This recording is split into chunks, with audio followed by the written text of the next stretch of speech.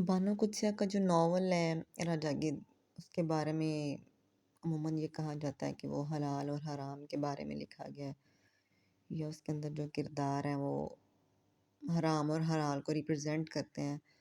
तो इस बारे में ज़रा कुछ बताना चाहेंगे कि लोगों की क्या आरा है? राजा गिद्ध के हक में भी और मुखालफत में भी अनगिनत बातें की जा चुकी हैं।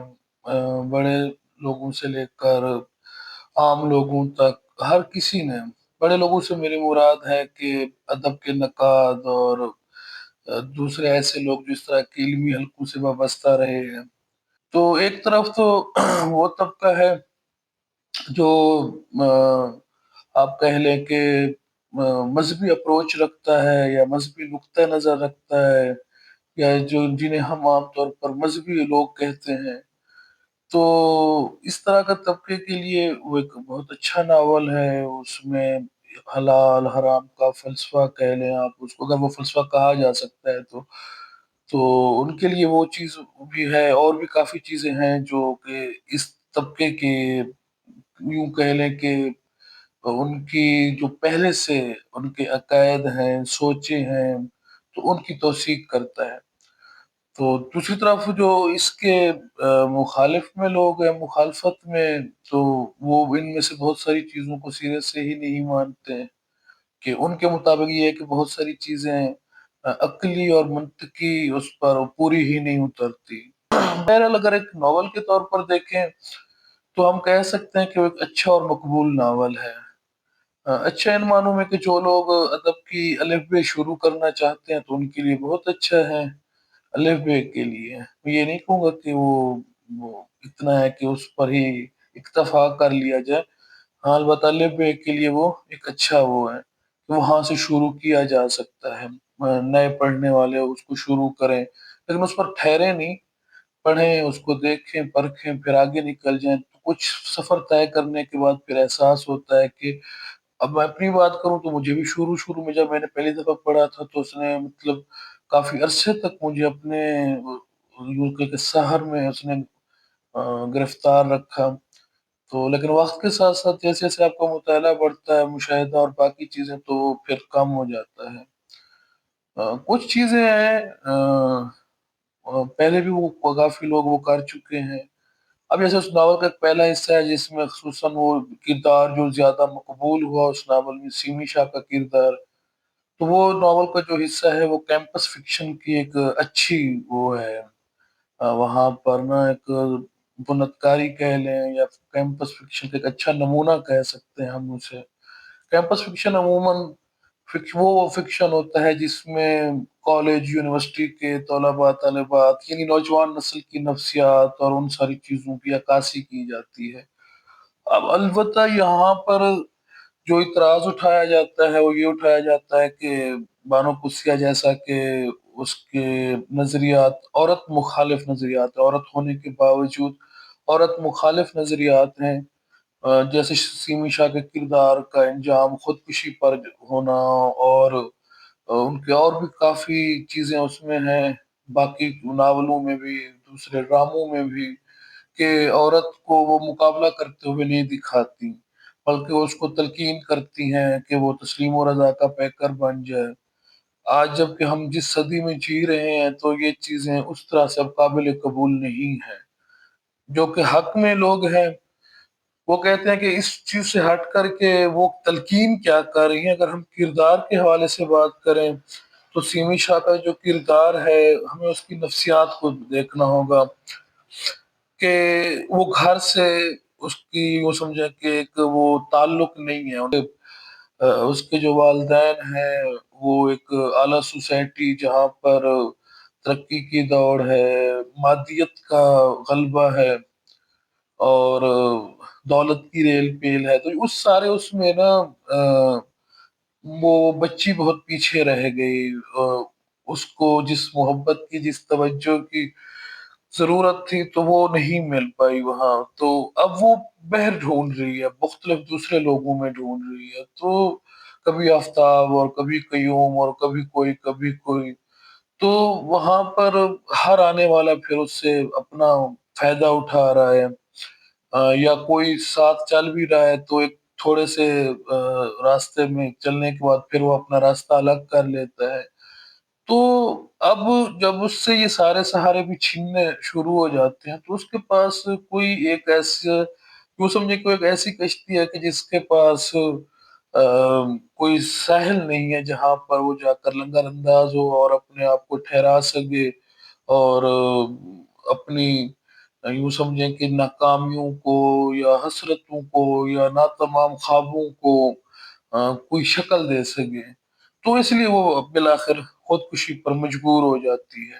تو یہ اس طبقے کا نقطہ نظر ہے جو اس کردار کو، کہ اس کی نفسیات اور اس نفسیات کا پس منظر کیا ہے، وہ اس طرح سے بیان کرتے ہیں.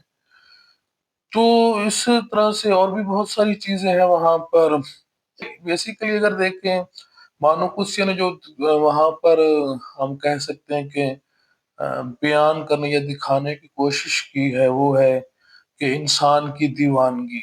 اس کو انہوں نے 4 حصوں میں تقسیم کیا: عشق لا حاصل، لامتناہی تجسس، موت سے آگاہی، اور رزق حرام. اچھا، اسی رزق حرام والی اس پر آتے ہیں.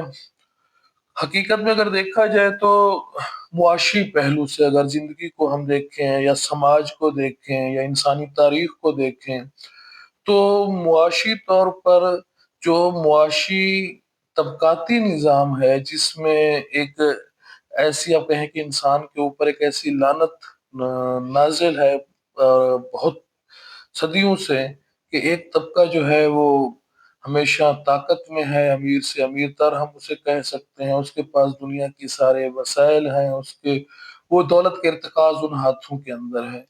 اور دوسری طرف جو ہے دوسرا ایک بڑی تعداد ہے انسانوں کی کہ جو سسک رہی ہے، بلک رہی ہے، اور وہ پرسان حال بھی پوچھنے والا نہیں. تو اب انہوں نے اگر معاشی نقطہ نظر کو اس طریقے سے دیکھا ہو تو وہ حقائق کے زیادہ قریب بھی تھا. کیونکہ آپ معاشیت کے پہلو کو آپ کتنا اس میں آپ تخیل داخل کر سکتے ہیں. یہ تو ایک ایسی ایسی حقیقت ہے جو عام معاشرے میں آج سے نہیں صدیوں سے چلی آ رہی ہے.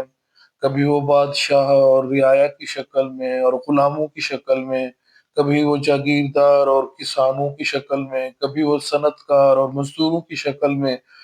تو اس کی شکلیں بدل رہی ہیں لیکن طبقے وہیں کے وہیں کھڑے ہوئے ہیں. تو اس کو کسی اور پہلو سے بیان کرنے کا کوئی راستہ ہی نہیں ہے. وہ یہ ہمارے سماج کی ایک ایسی حقیقت ہے جس سے ہم چھٹکارا حاصل نہیں کر سکتے. تو اس میں یہ چیزیں داخل کر دینا جو کہ آپ کہہ سکتے ہیں کہ مباد ہیں، مباد طبیعتی ہیں، جو کہ آپ یوں کہہ لیں کہ حقائق سے الٹ ہیں. تو ان میں ایک پھر یہ پہلو میں نظر آتا ہے کہ وہ اس نظام سے آنکھیں چرا رہی ہیں. اس نظام میں جو استحصال کرنے والے ہیں ان کی پردہ پوشی کرنے کی کوشش کر رہی ہیں. ہو سکتا ہے کہ ان کا یہ نہ ہو نقطۂ نظر، لیکن انہوں نے اس چیز کو اس طریقے سے کھلے ڈھلے طریقے سے انہوں نے بیان نہیں کیا، بلکہ اس میں اور ساری چیزوں میں لپیٹ دیا کہ رزق حرام. اور یہ اور پھر رزق حرام کی انہوں نے پھر کوئی خاص وہ ڈیفینیشن بھی نہیں کی. اب ہم دیکھتے ہیں کہ ہمارے معاشرے میں کہ حرام کھانے والے توانا تگڑے ہیں، صحت مند ہیں. حلال کھانے والے بیچارے جو ہیں وہ ذہنی اور جسمانی آرزوں کا شکار ہیں. ذہنی ان معاملوں میں کہ روز بروز کے مسائل، روزمرہ کی زندگی ان کو اس طرح کچل دیتی ہے کہ ان کی تخلیقی اور دوسری توانائیاں بالکل ختم ہو کے رہ جاتی ہیں. تو مطلب یہ ایک ایسا پہلو تھا جس پر تنقید کی گئی، اور میں سمجھتا ہوں کہ وہ حق و جانب ہے وہ تنقید. تو اب اسی میں اور اس کے علاوہ انہوں نے جنس کا کافی وہ کیا ہے کہ جنسی طاقت جو ہے انسان کی ایک طرف وہ انسان کے لیے رذالت کا باعث بھی بنتی ہے، انسان کو پستیوں میں گرا دیتی ہے. اور اگر انسان اس پر قابو پا لے تو انسان عرفان حاصل کر لیتا ہے. پھر وہی بات کہ یہاں پھر وہی دو طبقے اس ناول کو اگر بحث میں لے کر آتے ہیں کہ ایک وہ جو ماں باپ سے زیادہ شغف رکھتا ہے، تو وہ اس کو تزکیہ نفس نفس کو قابو کرنا، اور وہ جو دوسری صوفیانہ اصطلاحات دیکھتے ہیں تو اس تناظر میں دیکھتا ہے اور اس چیز کو حق بجانب پاتا ہے. جبکہ دوسری طرف وہ طبقہ جو ہم کہہ سکتے ہیں کہ جدید خیالات یا جدید نظریات کا حامی ہے، تو وہ جنس کو اور زیادہ وجوہات، محرکات، مبحث، تو مطلب یہ کہ ناول کو بہت زیادہ اتنا وہ گنجلک ناول نہیں ہے جتنا بعد کی جو تنقیدوں نے اس کو بنا کے رکھ دیا ہے. اچھا، ناول میں گدھ کی علامت استعمال کی گیا ہے، کیا علامت ہر کسی کے لیے اپنے معنی رکھتی ہے؟ علامت ہر کسی کے لیے جب اپنے معنی رکھنا شروع کر دیتی ہے تو پھر وہ علامت نہیں رہتی، وہ ہم اس کو پھر اس طریقے سے علامت بھی نہیں کہہ سکتے ہیں. علامت کے لیے تو پہلی شرط ہی یہ ہے کہ وہ ہماگیر ہونی چاہیے. وہ اس کے معنی تہہ در تہہ ہوتے ہیں، ایک ہی پرت یا ایک ہی سطح پر وہ نہیں ہوتے، بلکہ اس میں کئی سطحیں ہوتی ہیں. تو اس حوالے سے ہم دیکھ سکتے ہیں، یہ نہیں کہہ سکتے کہ ایک میرے لیے ایک چیز کی علامت کو، یہی اسی میں مثال لے لیتے ہیں، گدھ کو لے لیتے ہیں. اب گدھ کی علامت صرف یہاں استعمال نہیں ہوئی راجہ گدھ میں، دنیا کے اور بھی بہت سارے فن پارے دیکھ سکتے ہیں جن کے اندر یہ ایڈگر ایلن پو اور بھی کافی لوگ ہیں جنہوں نے اس علامت کو استعمال کیا ہے. ہاں یہ ہے کہ اس علامت کو تقریباً بڑی حد میں، بڑی تعداد میں جو استعمال کیا گیا ہے وہ موت کے معنوں میں استعمال کیا گیا، کیونکہ قید جو ہے یہاں پر موت کا بھی، اس کو موت کی علامت بھی بنایا گیا اس ناول میں، حرام خوری کا بھی، مردار خوری سوری، کیونکہ وہ گدھ کے بارے میں ہے کہ بھی وہ زندہ نہیں کھاتا، وہ اپنے شکار کو سسکتا دیکھتا رہتا ہے، اور جب وہ دم توڑتا ہے پھر وہ جا کر اس کو نوچ لیتا ہے، اس کو کھا جاتا ہے.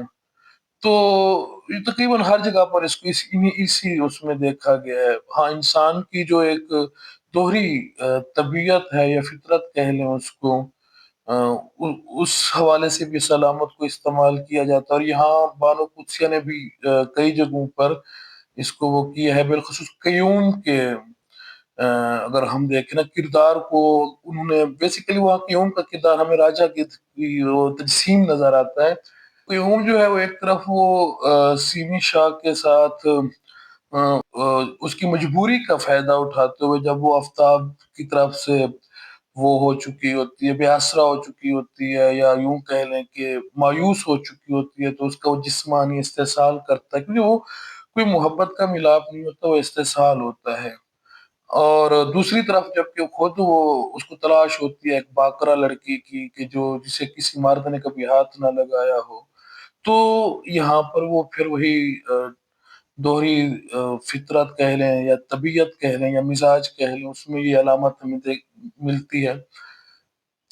کچھ البتہ آپ کہہ لیں کہ تہذیبوں میں، کچھ ورلڈ لٹریچر میں جو گدھ ہے اس کو ایک اچھی علامت کے طور پر بھی دیکھا جاتا ہے.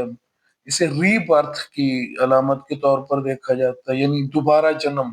وہ بھلا کس طرح سے کہ جو بھی مردہ چیزیں ہوتی ہیں یہ ان کو کھا کر زمین کی، دھرتی کی صفائی کرتے ہیں، اور پھر آنے والی زندگی کے لیے رستہ ہموار کرتے ہیں. تو جہاں ایک طرف وہ موت اور تباہی اور مردار خوری کی علامت بن جاتا ہے کہ، تو دوسری طرف وہ زندگی کی بھی علامت نظر آتا ہے کہ اس میں ایک یہ طاقت ہوتی ہے کہ وہ پرانی شکستہ اور خراب چیزوں کو کھا کر نئی زندگی کے لیے، تازگی کے لیے راہ ہموار کرتا ہے. لیکن اس ناول میں جو زیادہ تر اس علامت کا استعمال کیا گیا ہے وہ پہلی والے، اس میں موت، آپ کہہ سکتے ہیں تباہی، اور دوہری فطرت، انسان کی دوہری فطرت، استحصال، ان معنوں میں اس کو زیادہ استعمال کیا گیا ہے.